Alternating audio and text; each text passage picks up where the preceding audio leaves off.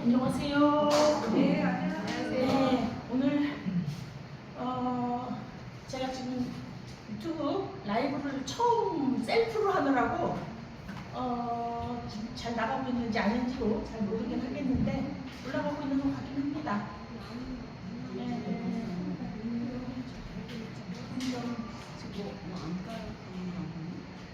자, 라이브로 잘 나가면 좋고 안 되면 제가 지금 녹화를 하고 있으니까 영상을 나중에 올리는 방식으로 하든지 어쨌든 이렇게 하도록 하겠습니다. 자, 우리가 오늘 지금 하려고 하는 우리가 반야불교학교가 한 10년 됐어요. 10년 넘었네. 제가 와서 강의를 좀 시작해서 기초교리, 천수경, 반야신경, 금강경을 하고 다시 천수경, 반야신경을 지난번에 마쳤어요. 화면이 안 나가는 것 같죠? 화면이 안 나와요. 이걸 어떡하나. 다시 한번. 음성은 나오는데 네, 소리는 나오는데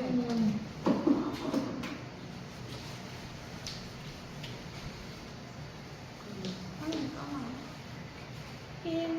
아니 근데 이게 실시간으로 안 되고 지금 말씀하신 문제는 원래 60초 늦게, 10초가 늦게는 돼요. 조금 늦어요, 살짝.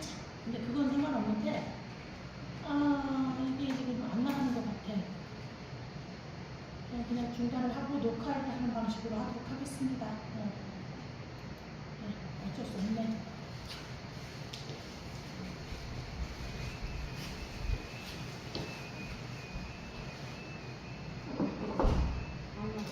예.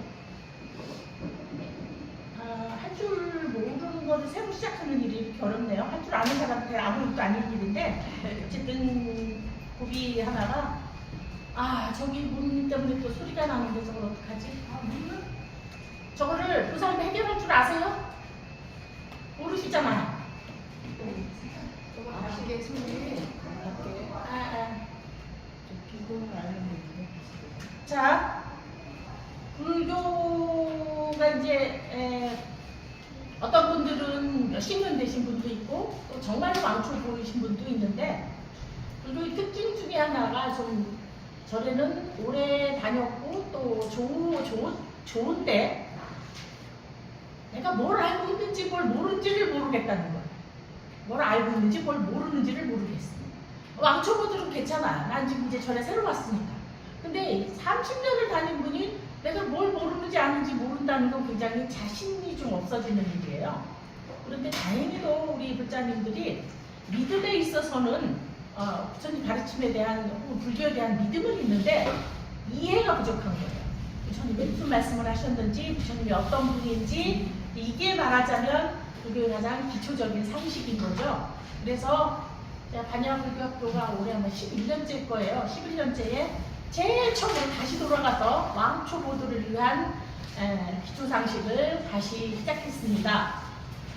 사실은 이 수업은 제가 한 3년, 4년을 안 해오고 있는데 수계를 하기 위해서 수계를 받으실 분들을 기초교육을 생각해서 하는 거예요. 그래서 제가 이제 하고 나서 미리로 말씀을 드렸는데 시험을 보고 싶어요. 딱 제가 하고 싶은 거. 저 같은 경우는 사실은 시험을 더 좋아하는 사람이에요. 숙제 싫어해요. 시험이 더 나아. 시험은 알면 쓰면 되고 모르면 안 쓰면 돼. 숙제는 다 아는 거 하는 거 정말 저는 싫어하지만 제가 강의를 하는 입장에서 보니까 이해를 하는 거는 그분의 일이고 이해를 하면 좋지만 그건 아니더라도 숙제를 하면 최소한 어느 과정은 읽었겠구나, 무엇은 봤겠구나 하는 눈에 보이는 결과라서 숙제 잘하는 성실한 수강생이 이뻐 보이더라고요. 그게 좀 입장을 바꿔보니까 그게 달라지더라고요. 그래서 저는 시험을 보고 싶긴 한데 시험이라고 그러면 이제 여기 중에 안 오실 분보다 안 오실 분이 더 많아질 것 같아요. 시험 무서워 이러실 것 같아서 그래서 그냥 숙제를 내드리려고 합니다. 그래서 수업을 하는 과정을 노트에다가 한번 사경하는 것처럼 써오시라고 하려고 하는데 그냥 정리를 하셔도 되고 옛날에 요점 정리라고 그러죠. 요점 정리를 하셔도 되고 요점 정리가 어려우면 그냥 몽땅 쓰시면 돼요. 그래서 자, 오늘 시작하겠습니다. 그리고 기초상식 제가 나눠드린 부제 5페이지에 보면 제1장입니다. 장이 7장으로 있으니까 한 장에 한 번씩 한다 그러면 7강을 하게 되겠네요. 근데 설명을 또 제가 얹어서 구구절절 하다 보면 어떻게 될지 저도 모르겠어요.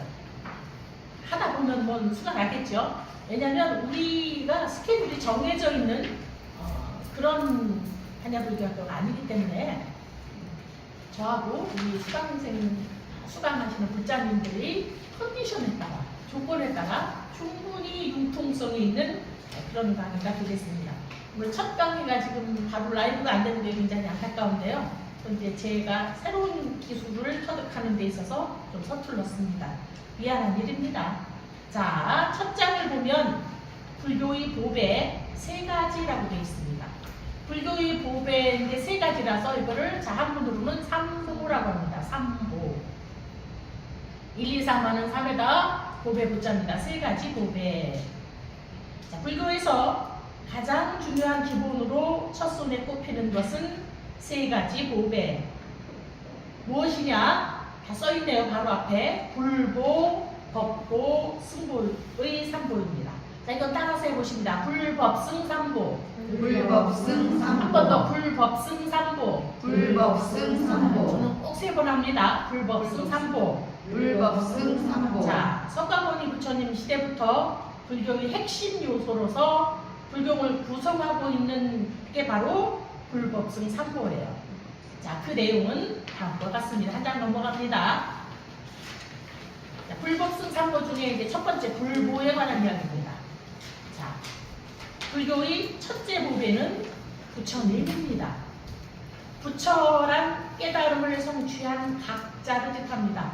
부처란 이게 지금 제가 영상이 누가 잘 찍어주고 있고 편하면 제가 판서를 해도 되고, 저 판서하는 걸 좋아하는데 지금 판서하고 왔다 갔다 좀 산만할 것 같아서 제가 못하고 있는데, 본래 부처란 말은 붓다라고 하는 단어입니다. B-U-D-H-A. 예. 그래서 붓다라고 하는 단어를, 즉 인도의 단어를 중국 사람들이 번역을 하면 각자라고 번역하는데 여기 써있죠. 각자 어쩌고 그런 각자가 아니라 깨달을 각자에다가 옛날엔 농자가 그랬는데 사람 자, 깨달은 자, 깨달은 이, 우리 같으면 높여서 깨달은 분 이런 뜻입니다. 그런데 이 말을 안 쓰고 그냥 소리로 옮겼어요. 그게 뭐냐면 바로 불타요. 불타. 우리가 법당에서 절할 때 나무 불타 부중 광림법회, 나무 달마 부중 광림법회, 우리는 한글로 하기 때문에 여러분 들으신 기억이 없을 수도 있겠다. 그래서 그냥 한문으로 옮겨서 불타라고 소리로 옮겼습니다. 이 불타는 우리 발음으로 불타고 중국어로는 불타가 아니에요. 붓다하고 비슷합니다. 요즘 발음은 포토예요. 포토. 붓다를 중국에서 포토, 우리는 우리 발음으로는 불타가 되는 거예요. 그러니까 옛날에 아마도 불타님 했을 거예요. 그러다가 소리가 변형이 돼서 부처님으로 바뀐 거예요.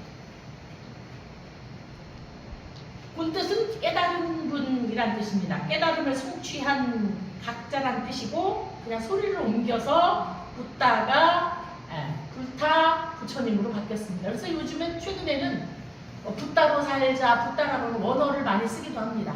네. 자, 불보에는 깨달음을 성취한 모든 부처님, 즉 석가모니를 비롯하여 과거, 현재, 미래의 부처님들까지 다 여기에 불보에 들어갑니다. 그럼 이건 무슨 말이냐면, 다른 종교와 불교가 조금 어려운 건 뭐냐면, 다른 종교는 그들이 말하는 신이 하나예요. 알라는 알라고 예수는 예수예요. 그런데 불교는 부처님만 해도 한 분이 아니라 우리 저기 그래서 오래 다니신 분들은 부처님 깨달으신 날 음력으로 8월, 음력으로 섣달, 음력으로 12월 8일날 우리가 철야를 했죠. 그때 읽었던 기도에 보면 부처님 몇 분이었어요? 천불천배를 했어요. 1000불을 부처님의 명호를 외우면서 우리가 천불천배 기도를 했어요. 그러니까 부처님 명호만 해도 1000불도 되고 1000불이 넘기도 하는 거예요. 그럼 이게 되게 설명하기가 어려워요. 무슨 말이냐면, 이거는 이제 제 방식으로 설명을 하자면 이렇습니다. 석가모니 부처님은 내 어머니 같은 거예요. 그러면 나머지 부처님은 뭐냐면 내 어머니는 아니라도 남의 어머니란 뜻은 아닌데 내 어머니 말고도 모든 어머니가 가지는 모성들이 있죠. 네? 모든 어머니가 가지는 모성. 그러면 우리들이 보통 말할 때 불교에서 말할 때 자비를 설명할 때도 관세음보살님의 대자대비 자비를 설명하다가 결국은 비유를 들 때 누구를 비유를 드냐면 어머니의 자비, 모성을 비유를 들어요. 그런데 그 어머니의 자비는 모든 어머니들이 저마다 가지는 모성이 있어요. 공통점이 있어요. 다 다른 엄마인데도. 이 엄마, 저 엄마가 다 다른 엄마인데 그 엄마들이 다 같이 가지는 공통적인 모성이라는 게 있어요. 애, 어미가 가지는 모성이라는 게 있어요. 그 모성을 우리는 굉장히 위대하다고 얘기하죠. 자녀를 위해서는 무엇이든 헌신할 수 있는 것. 자녀를 위해서는 온 돈과 마음과 정력과 시간과 모든 것을 집중해서 내어줄 수 있는 등등 여러 가지가 있는데 그 모성의 위대함을 혹은 그 모성의 자비를 어디서 느끼느냐면 우리 엄마한테서 느껴요. 보통은. 저는 여기에서 예외예요. 저는 좀 예외의 경우인데 일반적으로는 우리 엄마를 통해서 모성을 느끼다가 나중에 다른 엄마들 보고도 우리 엄마만 모성이 아니라 다른 엄마들도 다 모성이 있구나. 모성은 위대하구나. 이렇게 알아요. 그러다가 또 본인들이 엄마가 되면 그 모성이 더 진해져. 새끼를 낳아보면서 아, 우리 엄마도 나를 이렇게 낳고 이렇게 키웠구나. 그러면서 어렸을 때는 엄마밖에 모르다가 자라서는 독립을 하게 되죠. 점점점 인간적으로 사회적으로 독립을 하게 됩니다. 거리가 멀어졌다가 마치 제가 애를 내 한 사람 같은데 아기를 낳아보면서 뭐라냐 아 우리 엄마도 10달 동안 이렇게 나를 어렵게 가졌고 낳을 때 이렇게 하늘이 노랗도록 이렇게 낳고 나서 키우는데 이렇게 어렵게 키웠구나. 그러면서 갑자기 엄마한테 효도하는 마음이 효성스러운 마음이 생긴다 하더라고요. 그러다가 물론 또 지 새끼 키우느라고 자기 엄마 거 또 잊어버리긴 하지만 이게 무슨 말이냐. 석가모니 부처님을 통해서 깨달음을 얻으니가 모두 붙다라는 걸 알게 된 거예요. 우리 부처님 역사 속에 인간이라고 하는 스토리 역사 속에서 불기 2568년입니다. 올해가. 불기 2568년 전에 석가모니 부처님께서 이 세상을 떠나셨어요. 열반에 드셨다고 하죠. 그 부처님이 열반에 드시기 전에 45년간 설법을 하셔서 남긴 가르침을 통해서 우리가 부처님을 인식할 수 있는 거예요. 그런데 그 부처님을 통해서 당신 얘기만 한 게 아니라 예를 들면 엄마가 얘기를 하는데 나만 엄마라고 한 게 아니라 세상의 엄마는 다 위대해. 이렇게 얘기를 한 거와 같아요. 이해가 되셨을까요? 된 것 같기도 하고 난 것 같기도 하죠. 한꺼번에는 안 될 거예요. 좀 더 지도를 나가겠습니다. 즉 석가모니 부처님을 통해서 우리가 부처님의 가장 대표는 석가모니 부처님이에요. 근데 석가모니 부처님 이전에도 깨달은 분이 있었고 현재에도 깨달은 분이 있을 수도 있고 미래에도 깨달은 분이 올 것이다. 깨달은 분이 있을 것이다. 라는 게 석가모니 부처님의 가르침이에요. 이게 뭐냐면 엄마가 마치 나는 너를 위해서는 내 목숨도 아깝지 않고 나는 너를 위해서는 무엇이든 이 세상에 가장 너를 사랑해. 엄마는 너를 제일 사랑해. 이렇게 얘기하면서도 미래의 다른 엄마도 그 자녀를 그렇게 사랑하고 과거의 우리 엄마들도 과거의 우리 인간 역사 속에 수백만 년 인간 역사 속에서 모든 엄마들이 제 자식을 그렇게 사랑했을 것이라는 것을 의심하지 않을 수 있다. 왜? 무엇을 통해서? 우리 엄마의 사랑을 통해서. 그래서 석가모니 부처님의 깨달음을 통해서 모든 부처님의 깨달음을 우리가 모든 부처님, 과거에도 부처님이 계셨고 현재에도 부처님이 계시고 미래에도 오실 거라는 믿음을 이해할 수 있다. 자, 보배 중에 보배인 부처님은 천상천하에 으뜸가는 참 스승입니다. 또 지혜와 자비, 복덕이 원만하며 모든 중생의 복밭이다. 그래서 복전이라고 합니다. 복밭은 한글로 푸른 말이고 복전은 밭전자지요. 그러니까 복을 장량 키우는 밭이 된다. 그래서 땅의 불전함을 우리가 불전함에 보면 불전함이라고 쓰여져 있는데 우리 법당에는 아무것도 안 쓰여 있죠? 우리 불전함은 제가 본 기억이 없네. 보기는 봤을 텐데 불전함이라고 쓰여진 데도 있고 희사함이라고 쓰여진 데도 있고 복전함이라고 쓰여진 데도 있고 우리 법당에는 아무것도 안 쓰여져 있는 것 같아요. 아마 연꽃 그림만 이렇게 있는 것 같아요. 그래서 복전이라고 할 때는 뭐냐면 거기에 씨앗이 되는 것이다. 와, 씨는요 농사 지어놓은 분들을 아실 거예요. 옥수수 하나에서 하나가 나와가지고 보통 10개는 달리죠. 옥수수 10송이 안 달려요? 2개 달려요? 그러면 2개면 하나 옥수수 하나에 알갱이가 몇 개쯤 될까? 2, 300개 되죠? 2, 300개 되겠죠? 그러면 옥수수 하나 알갱이에서 3, 400개, 4, 500개 옥수수 알갱이가 나온다는 뜻이잖아요. 그게 밭이 가지는 공덕이에요. 그래서 복밭이라는 말이 뭐냐? 부처님의 가르침을 따라가다 보면 복이 확대되고 증가된다는 뜻이에요. 그래서 부처님께 공양 올리는 돈은 불전은 즉 그렇게 확대되는 공덕이에요. 나는 1,000원을 올렸지만 1,000원 이상의 확대되는 복이 나에게 돌아온다. 그래서 복전이라고 합니다. 또 부처님의 특징 중에 하나가 여기 혹시 색으로 된 연필 있으면 밑줄 치세요. 지혜와 자비 복덕이 원만합니다. 지혜와 자비를 완성한 분을 부처님이라고 합니다. 자비와 복덕은 같은 말이에요. 자비를 닦은 결과가 복덕이에요. 시작하기 전에. 네. 그 다음에 모든 중생의 복받치다. 자비로운 아버지인 부처님은 마치 부모가 자식을 사랑하듯이 중생을 위해서는 지옥의 고통도 마다하지 않는 큰 자비를 베풀어준다.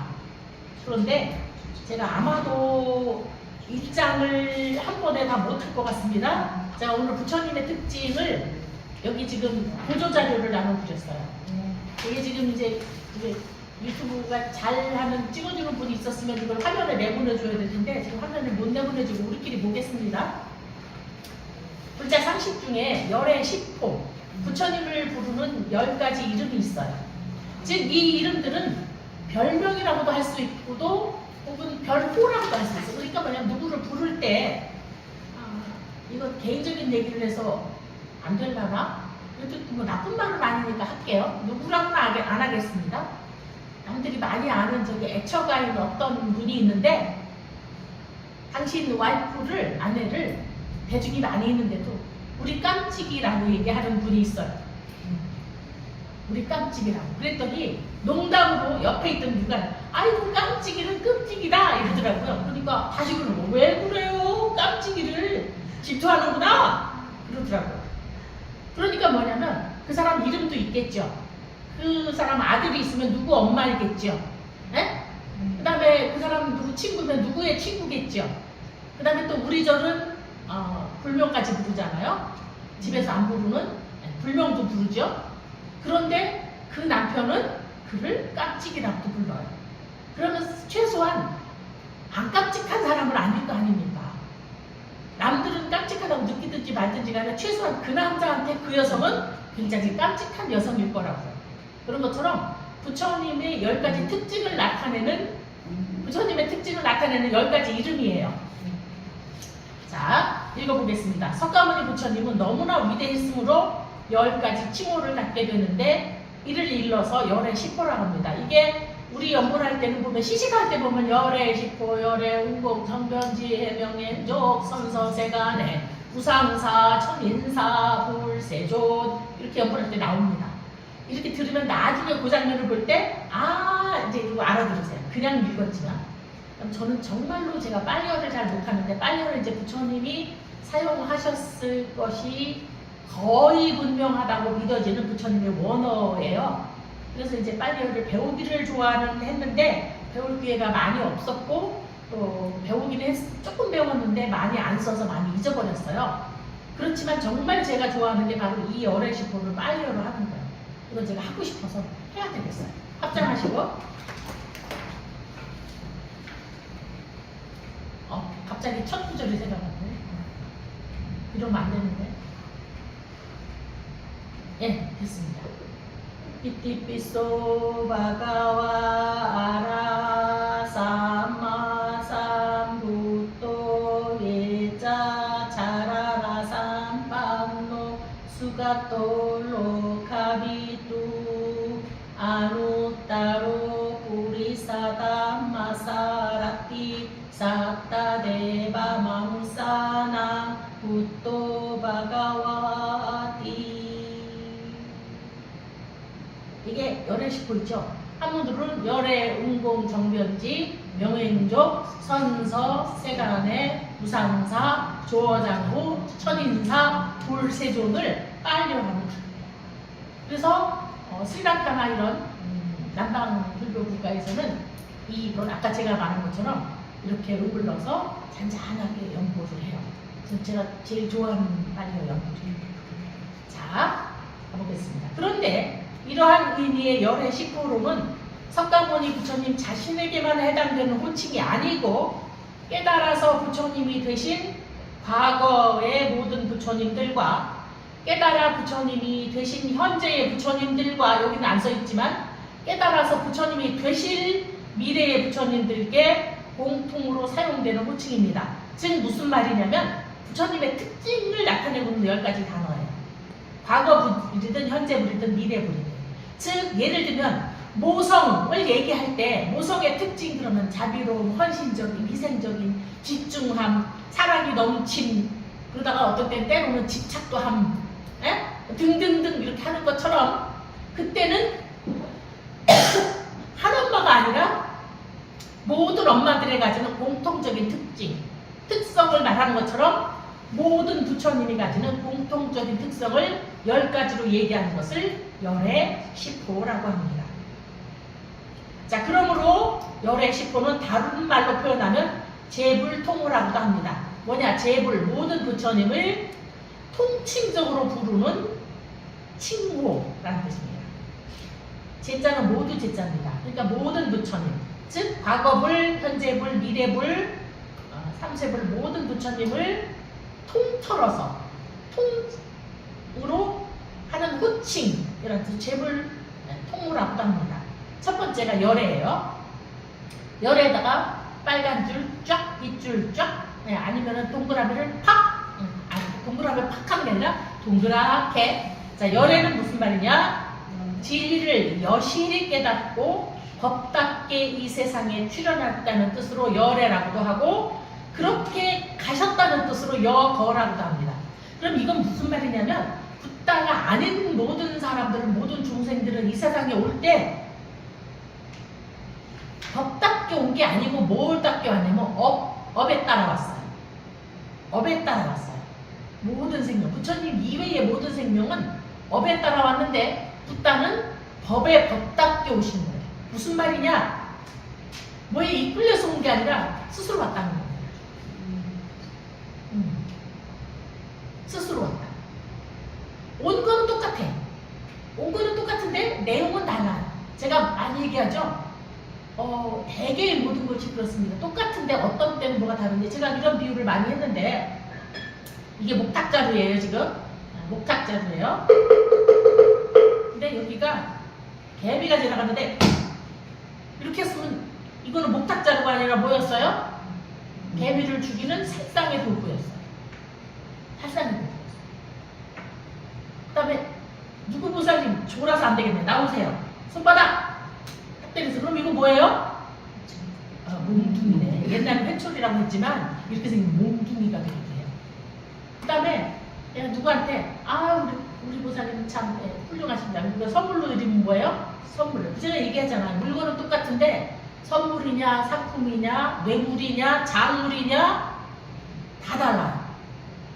선물 좋죠. 상품 좋죠. 상품이라는 건 물건을 산 것도 상품이지만 잘했다고 주는 것도 상품이잖아요. 그런데 뇌물이나 작물은 좀 곤란하죠. 따로 있지 않아요. 물건은 같아요. 근데 내용이 무엇이냐에 따라 많이 다르잖아요. 작물을 잘못 받았다가는 감옥 가는 거고 뇌물도 잘못 받으면 근데 요새는 부인이 받은 건 괜찮다는 물건이어서 나오긴 해서 부인이 받은 건 괜찮다고 공직자는 받으면 안 되는데 공직자 부인은 받아도 괜찮다는 인권위의 판결이 났습니다. 그거 보면 참 희한하죠. 그 다음에 또 선물은 줘도 되는데 선물도 이제 그런 게 있죠. 김영란법이라고 그래서 공직자는 3만 원 이상의 선물은 안 된다 이런 게 있었죠. 밥 3만 원 이상의 밥은 안 된다. 이제 5만 원을 올린다는 말이 있어요. 그건 좀 현실적인 것 같기는 해요. 5만 원까지는 지금 물가가 올랐어요. 등등. 그래서 밥을 사도 벌로 사면 속상하죠. 가위바위보에서 벌로 사면 속상한데 축하해서 사주면 어때요? 즐거운 마음으로 사고 얻어먹는 마음도 즐거워. 뇌물로 밥을 사면 어떻겠어요? 먹는 마음이 부담스럽겠죠. 뇌물을 받으면. 좋아하는 사람은 좋아하겠지만 청명결백한 사람은 뇌물로 밥을 사면 어떻겠어요? 부담스럽겠죠. 그래서 같은 것인데 내용은 아주 다르다. 그래서 모든 중생이 다 이 세상에 태어난 중생, 태어났다가 간 중생들 다 삶을 가졌고 출생을 했었는데 부다의 출생은 여법한 출생이에요. 법다운 출생이고 모든 중생은 법답게 온 게 아니라 업에 따라왔다. 제가 이 얘기를 이제 이전의 수업에서 여러 번 얘기를 했고 법회 시간에 여러 번 얘기를 했지만 오늘 왕초보를 위한 거니까 다시 한 번 더 강조를 하자면 이렇게 법답게 스스로 원해서 하는 거는 원이라고 그러고 같은 모양인데 어쩔 수 없이 하게 되는 건 업이라고 합니다. 그래서 제가 비유를 들 때 여러 번 했는데 기억나시나 몰라요? 자, 길을 가다가 맨홀 뚜껑이 열려 있어요. 가다가 아이고 잘못하면 빠져서 큰일 날 뻔했는데 밑에 들여다봤더니 사람이 있어요. 어떻게 해야 되겠어요? 전화하시고 119 전화하시겠죠. 내용에 따라 달라요.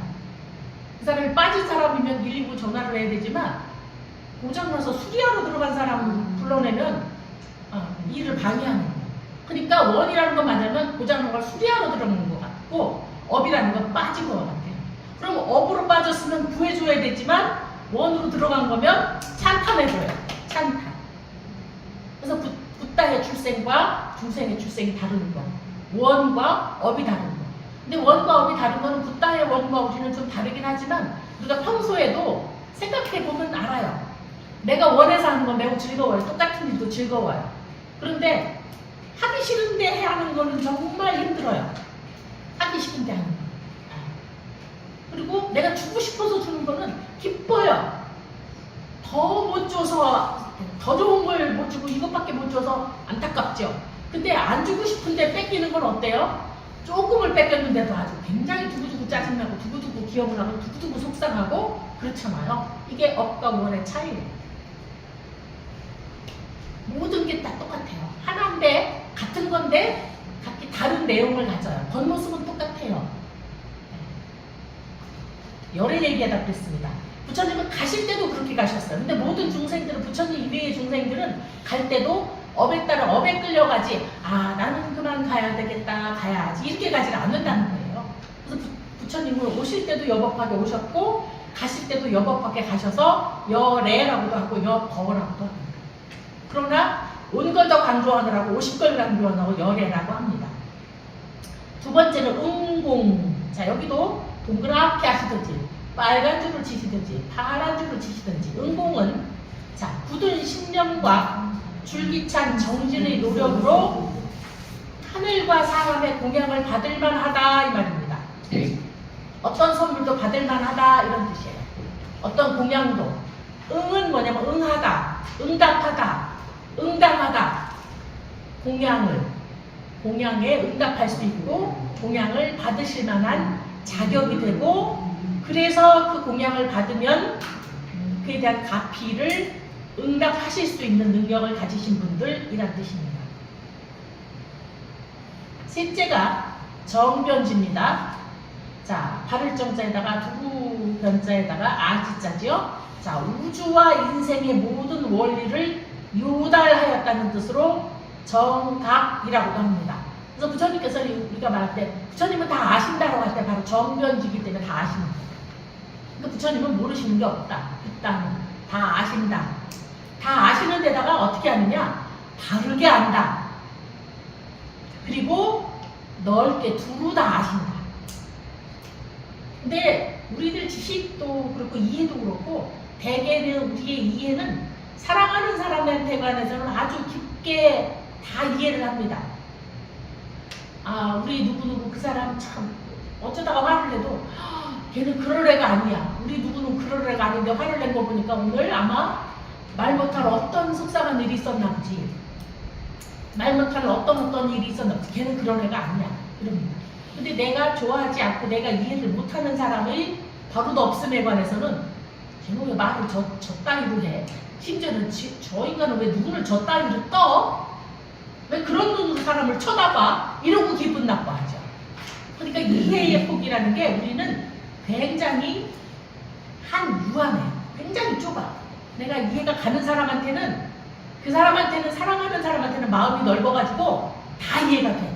근데 안 사랑하거나 미워하거나 싫어하는 사람한테는 바늘 하나 꼽을 자리도 없이 좁아져. 눈을 왜 그렇게 떴을까? 왜 말을 그렇게 했을까? 선물을 주던데 선물을 왜 줬지? 선물을 왜 줘? 걔는? 이러면서 오히려 두고두고 씹고 기분 나빠하는 거야. 등등. 자, 그래서 두루 다르게 깨달으셨다고 해서 정변지라고도 하고 정각이라고도 합니다. 넷째가 명행족입니다. 삼명과 행업을 두루 갖추어 중생을 어여삐 여기고 구제한다는 뜻입니다. 명행족이라고 할 때 명은 이해를 말하고 아는 걸 말하고 행은 실천을 말해요. 그러니까 우리가 말할 때 지행합일이 된 분이란 뜻입니다. 지행합일, 아는 대로 실천하는 분. 암과 실천이 같은 분이란 뜻인데 구체적으로 옆으로 삼명이라고 나왔죠. 삼명은 뭐냐면 누진명, 숙명명, 천안명이라고 해요. 근데 이제 불교 우리 저랑 조금 수업을 들었던 분은 이 명이라고 안 하고 혹시 기억을 나시나 몰라요. 누진통, 천안통, 숙명통이라고 해서 육신통이래 6가지 신통 얘기한 적 있죠. 그거를 신통이라고 볼 수도 있고 이렇게 명, 지혜라고도 볼 수 있어요. 그래서 숙명은 뭐냐면 우리는 이걸 부모 미생전지 시절이라고 해요. 큰 스님들 옛날 법문할 때 저는 생활 법문이라고 요즘 좀 생활 속에서 이거를 이해할 수 있는 단어를 제가 많이 쓰는 편이고 그 다음에 그럴 수 있는 예를 많이 드는 편이에요. 그래서 제 법문 스타일은 스스로 제가 이름을 붙이는 생활 법문입니다. 그런데 옛날 큰 스님들이라든지 혹은 많은 큰 스님들은 생활 법문을 안 하고 이제 깨달음을 얻기 위한 법문을 하실 때 중에 쓰는 말 중에 부모 미생전지 시절이라는 표현을 해요. 이게 무슨 말이냐? 부모에게서 미생, 태어나기 이전의 시절. 즉 내가 우리 엄마, 우리 아버지 땅에 태어나기 전에 나는 어디 있었지? 무엇이었지? 그게 바로 부모 미생전지 시절이에요. 제가 어린이 이런 거 좋아해요. 어린이 관련된 거. 그래가지고 유튜브 중에 꼬맹이, 제가 좋아하는 꼬맹이들이 어디 있어가지고 걔네 걸 가끔 보는데 가끔 보니까 좀 알고리즘으로 가끔 또 이쁜 애들 이렇게 떠요 자꾸. 그럼 이제 열어보고 이러는데 어떤 애가 제가 30몇 개월인데 엄마 아버지 결혼 사진을 보더니 왜 나는 여기 없어? 그러는 거예요. 왜 나는 여기 없어? 그러니까 너가 아직 태어나지 않았을 때지. 그런 거야. 그러면 엄마 아빠 결혼할 때 나는 안 데리고 갔어? 그러는 거야. 아 그때는 엄마 아직 뱃속에도 있지 않았어. 그러는 거야.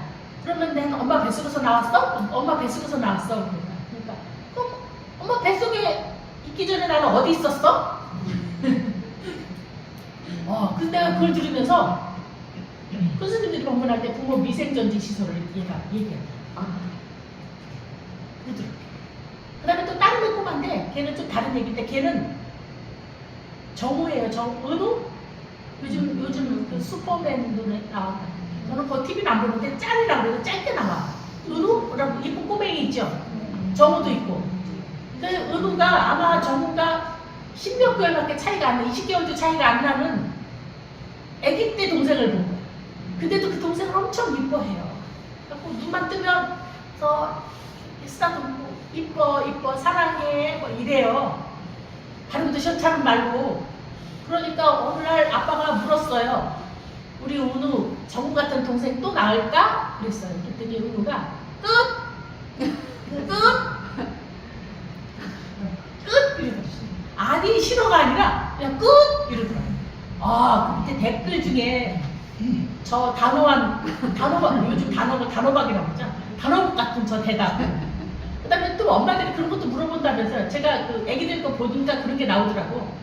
엄마들이 애기를 낳고 나면 이쁘니까 또 낳고 싶어지는 마음도 생기고 애를 또 가질 수 있을까 싶으니까 걔한테 물어보나 봐. 예를 들면 은우한테, 은우 너 태어날 때 문 닫고 나왔어? 열고 나왔어?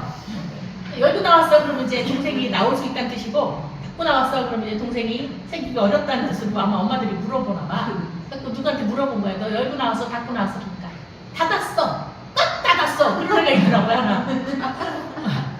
닫았어, 꽉 닫았어 이런 애 있더라고. 뭔 얘기다 이렇게 얘기를 하나. 제가 이게 살짝 병이긴 합니다. 자, 그래서 뭐냐면 이제 누진 얘기하다 그 얘기를 했어요.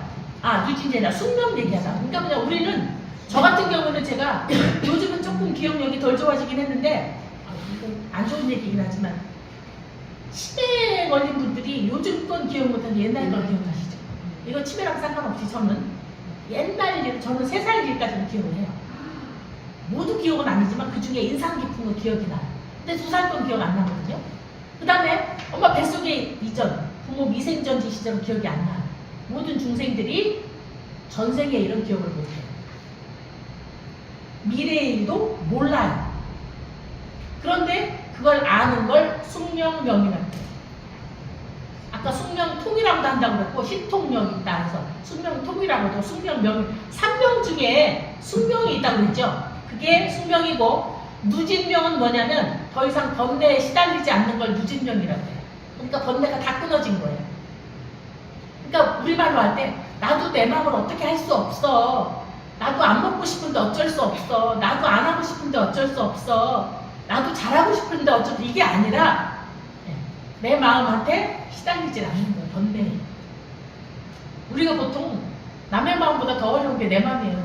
남의 마음 안 되는 건 남의 마음이니까 안 되지.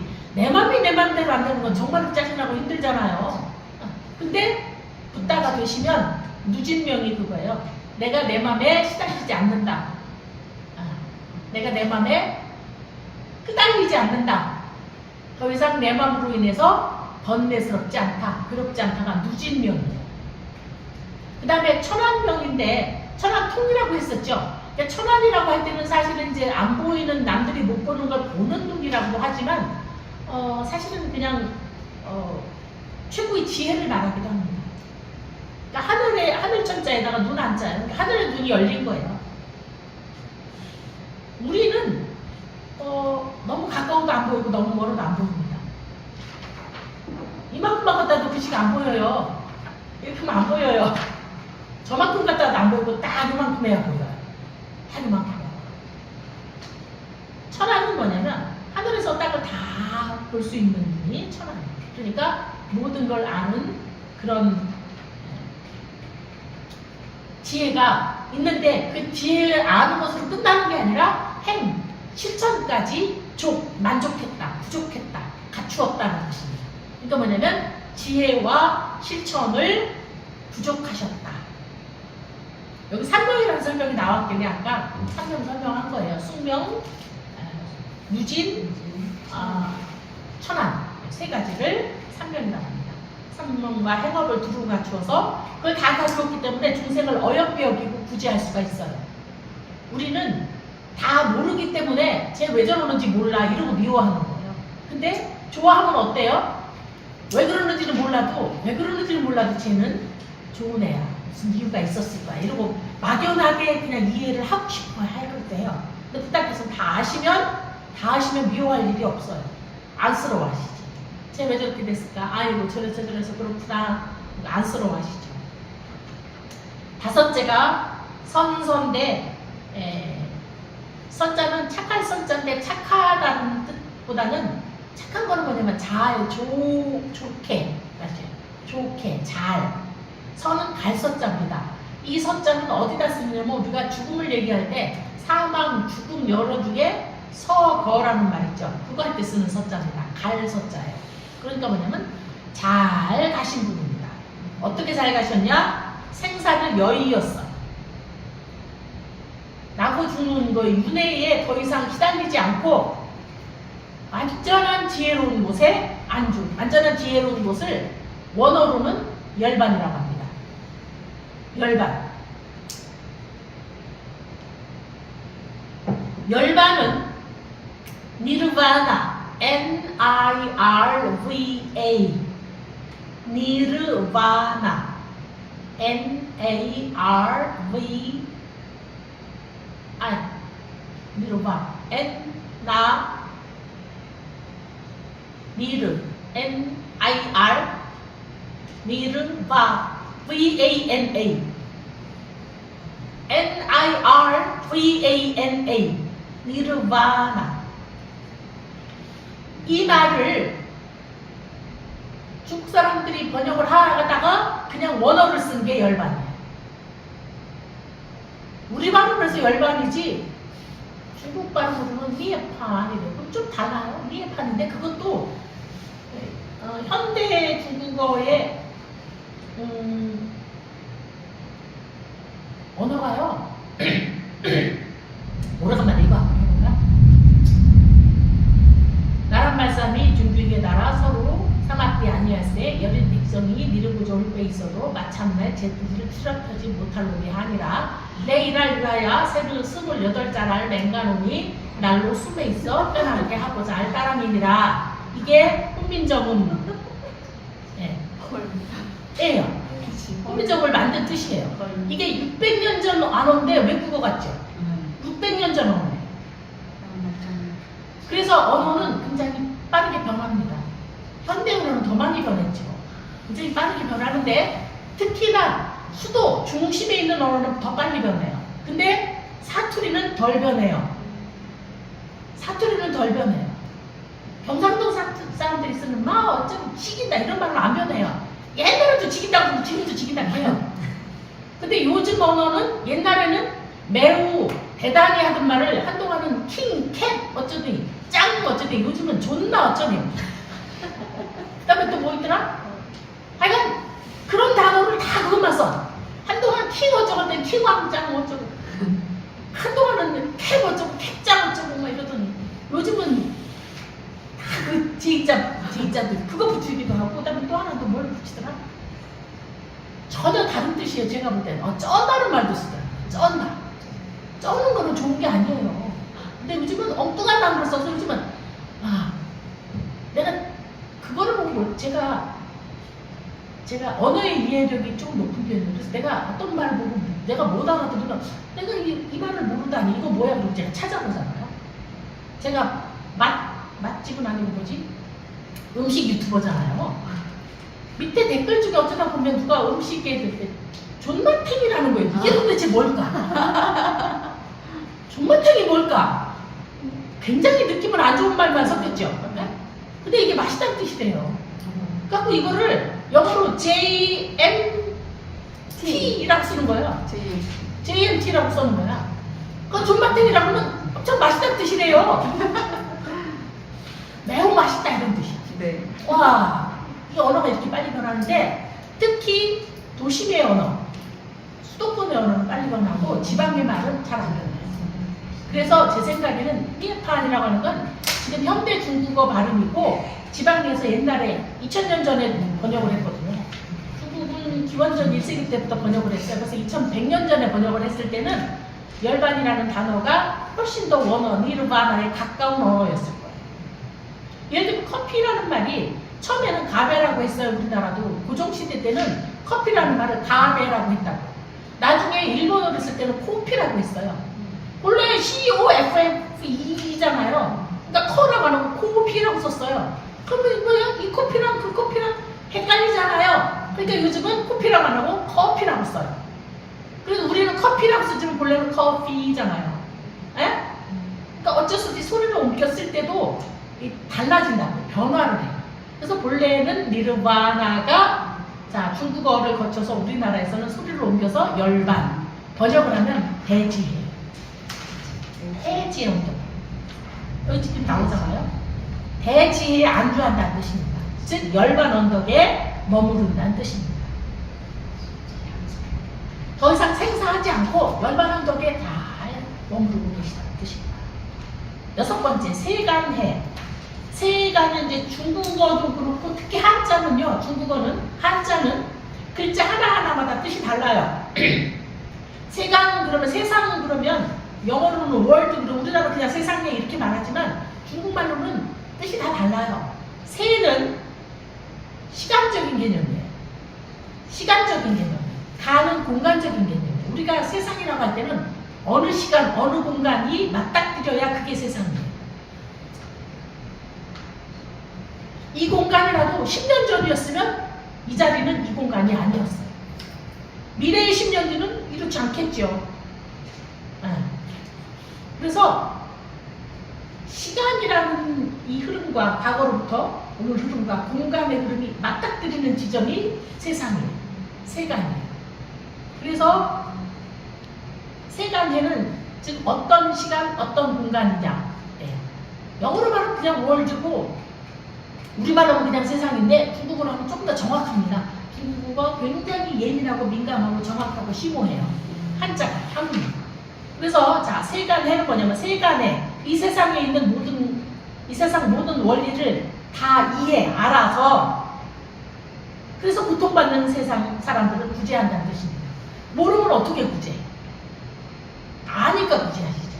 그러니까 뭐냐면 과거의 모든 일도 아셨고 현재의 모든 일도 아시고 미래의 모든 것도 아신다. 또 하나 자 모르는 구석이 없다는 거예요. 한국은 아는데 중국은 모르고 우리들의 알미란 어떠냐면 내가 아는 것과 상대방이 아는 건 많이 달라요. 김구 선생을 항일운동을 한 것을 높이 사는 사람들은 김구 선생은 대단한 항일운동가 민족 지도자였어요. 그런데 친일파 쪽에 있는 사람은 심지어 테러리스트라고 하는 사람도 있어요. 안중근 열사도 마찬가지입니다. 민족적인 입장에서 보면 일본의 이토 히로부미를 저격한 민족을 구하기 위해서 스스로의 목숨을 헌신한 민족 열사예요. 근데 친일파들은 누구도 테러리스트라고 합니다. 친일파도 하고 물론 일본 사람도 그럽니다. 일본 사람 안에서도 국수주의, 극우주의를 벗어난 사람은 안중근 열사는 굉장히 훌륭한 인간이었다. 자기 민족을 위해서 목숨을 헌신한 훌륭한 사람이다라고 아주 극소수지만 그렇게 말하는 사람도 있습니다. 그래서 이 세상의 세간은 저마다 어디 서 있느냐에 따라서 이해가 굉장히 달라요. 이해가 달라요. 그래서 입장 바꿔 생각해보라고 하는 거예요. 이 입장에 있을 때는 이렇게 보였는데 저 입장으로 보면 완전히 다르게 보여요. 그러나 부처님은 세간을 다 아시는 거예요. 어느 시간이든 어느 공간이든 그런 뜻입니다. 7번째는 무상사. 사자를 선비사자를 쓰기도 하고요. 스승사자를 쓰기도 합니다. 스승사자가 더 맞아요. 제가 볼 때는. 이거는 지금 제가 불교신문에서 발췌한 건데 옛날에 불교신문에서 나온 거를 제가 발췌를 한 건데 검색을 해서 근데 선비사자를 쓰기도 했지만 물론 선비가 잘 닦은 선비가 스승이 되기도 하죠. 스승사자가 더 맞아요. 무슨 말이냐?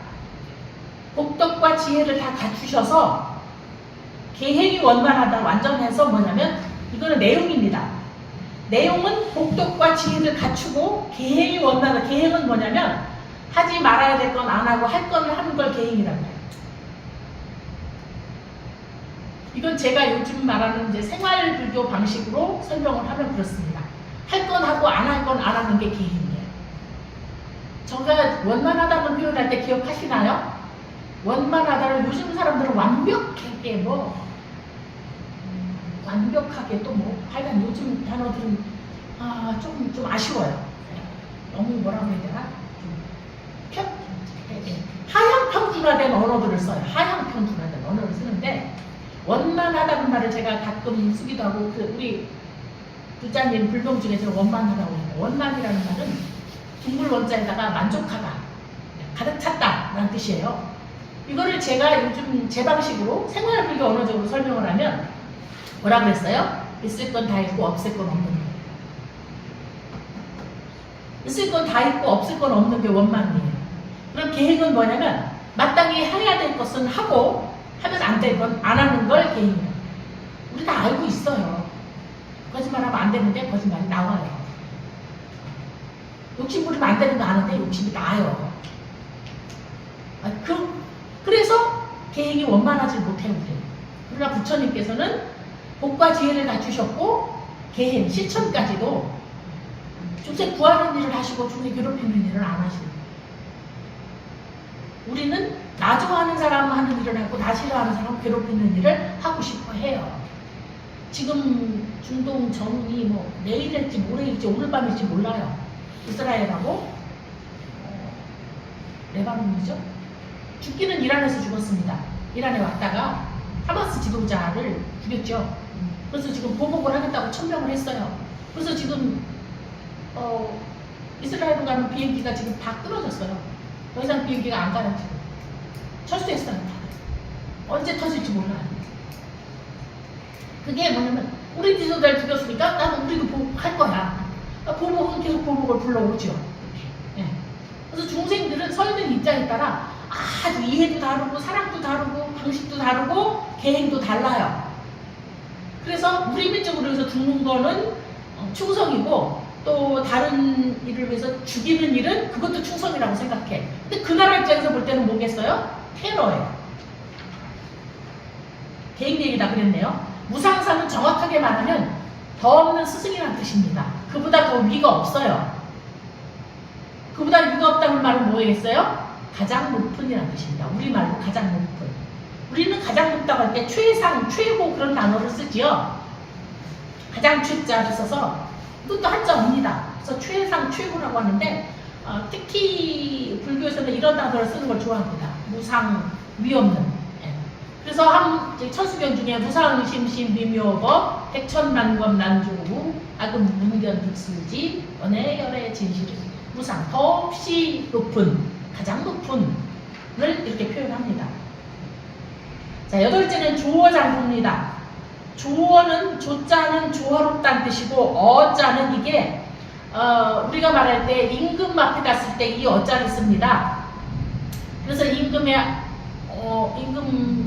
드나드는 곳은 어간이라고 그러고 임금이 다어자를 써요. 그래서 자기 부인도 높여서 어부인이라고 하잖아요. 원래 어부인은 임금 부인이 어부인이에요. 그래서 임금한테다 어자를 붙이는 말인데 임금이란 말은 무슨 말이냐면 영어로 말할 때는 임금을 얘기할 때 누구 킹이라고도 쓰지만 그 임금이 무엇을 하다라고 할 땐 룰이라고도 써요. 임금의 특징이 룰을 할 수 있어요. 룰을 만들 수 있고 룰을 집행하는 사람이 임금이에요. 임금 맘대로라고 임금이 하라 그러면 해도 되고 하지 말라고 하면 안 돼요. 그래서 조어라는 말은 잘 컨트롤한다 이런 뜻입니다. 조화롭게 컨트롤한다. 잘 정한다. 조종한다. 잘 관리한다 이런 뜻이에요. 그러면 장부는 뭐겠어요? 우리가 대장부 그러죠. 장부. 대장부인데 어떻게 하는 분이냐? 지혜와 자비를 두루 갖추어서 적절한 말과 방편으로 중생을 제도한다는 뜻입니다. 그래서 부처님은 한 번도 그 누구에게 협박을 하신 일이 없어요. 협박. 그래서 불교의 단어 안에 경전 안에 어디도 부처님 말씀을 믿지 않으면 지옥 간다는 말이 없어요. 그렇게 협박하지 않습니다. 안 하고 그냥 그렇게 말씀을 안 하고 이렇게 인연 따라 살면 그날에 갈 것이다 라고는 하는데 부처님 말 안 들으면 지옥 간다고는 안 해요. 안 하셔요. 그런 협박은 안 하셔요. 다른 종교 중에 불신지옥을 말하는 종교가 있죠. 그들의 종교에 따르면 이순신 장군도 교회를 안 다녔어요. 예수를 안 믿었다고. 근데 이순신 장군도 지옥 갔을 거라는 거예요. 왜? 교회를 안 다녔으니까, 복음을 안 접했으니까. 원리적인 기독교는 그렇게 말합니다. 원리주의자라고 그러죠. 부처님은 불교 올해가 2568년이에요. 2568년 동안 어디에서도 불교를 안 믿으면 지옥 간다는 말을 한 적이 없어요. 불교를 안 믿어서 지옥 가는 게 아니라 나쁜 짓을 하면 지옥 간다고 하시죠. 네. 자, 그래서 조어장부는 그겁니다. 적절한 말과 방편으로 중생을 잘 컨트롤하는 분이라는 거예요. 중생을 협박하거나 무섭게 하거나 겁주지 않는다고. 그래서 절 때는 그런 말도 안 하죠. 교회는 예배 안 가면 이제 예수님의 사랑을 못 받는다고 하죠. 예배 빠지면 큰일 난다. 구원으로부터 벗어난다고 하죠. 불교는 법회 안 하고 그런다는 말이 없어요. 그래가지고 아주 자연스럽게 오고 싶으면 오고 안 오고 싶으면 안 오고 뜻대로 하실 수 있습니다. 마음대로 하실 수 있어요. 그래도 우리 법계에서는 법회 많이들 나오세요. 저는 한 번도 부처님도 안 했기 때문에 저도 안 하죠. 협박 안 합니다. 네. 조어장구예요. 조화로운 말과 행동으로 적절한 방법으로 형편으로 중생들을 제도한다. 그 다음에 9번째는 천인사입니다. 여기서 천은 하늘 천자는 신이란 뜻이에요. 하늘에 있는 중생은 신이란 뜻입니다. 모든 신과 인간의 스승이다.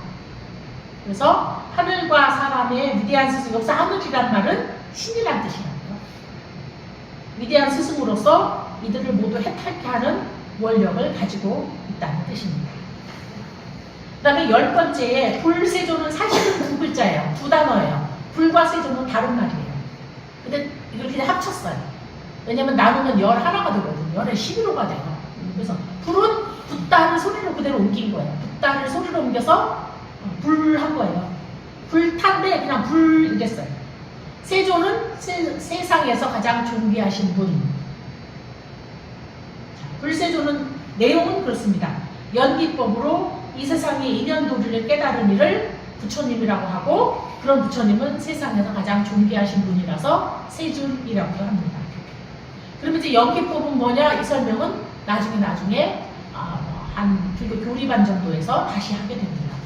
자, 이상에서 볼 때 열애의 호칭은 불교의 이상적 인간상을 대변하는데, 진리를 아는 지혜인으로서 열애의 삶은 참되고 자유로워 온 인류의 모범이 된다.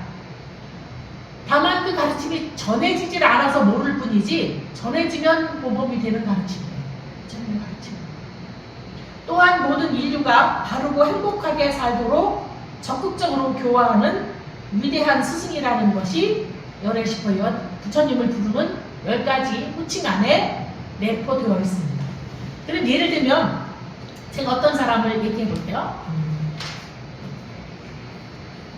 다른 사람, 제가 아까 말한 깜찍이 말고 다른 분도 깜찍한 분이 있을 수 있잖아요. 깜찍이, 깔끔이, 상냥이, 또 뭐 있을까? 좋은 거 한번 생각하는 대로 붙여보세요.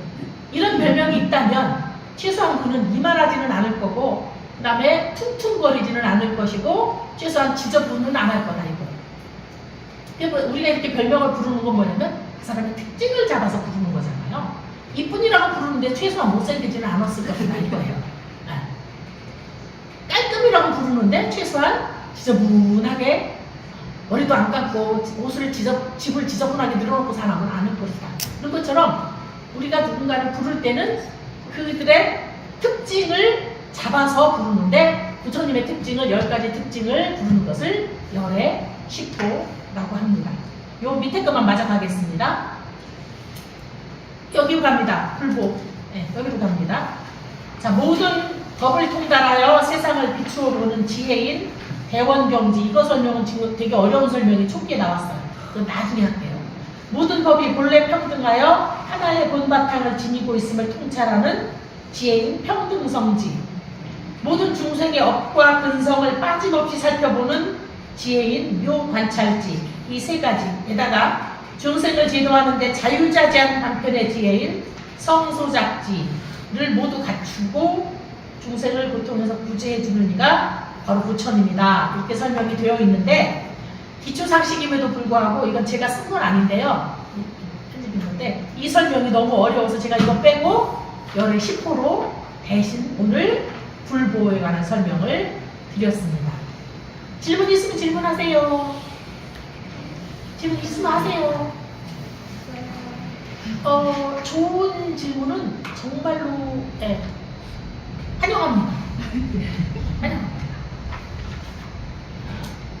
이제 여기 오늘 저랑 처음 듣는 분도 있는데, 제가 수업하고 질문을 하라고 하면서 꼭 하는 말이 있어요. 오래간만에 해볼까요? 질문하고 대답을 안 하세요. 대개는 질문을 하면 아무도 질문을 안 해. 그럼 저는 두 가지 생각을 하죠. 첫 번째 뭐겠어요? 아, 내가 설명을 엄청 잘해갖고 아무 의문이 없나 보다. 두 번째 뭐겠어요? 뭘 잘 몰라갖고 질문을 못하는구나. 왜냐하면 질문은 아는 사람이에요. 모르는 사람은 질문을 못해요. 그런데 사람은 긍정적으로 생각해야 됩니다. 저는 전자로 생각하고 또 마치겠습니다. 성불하세요. 마하반야 하나님.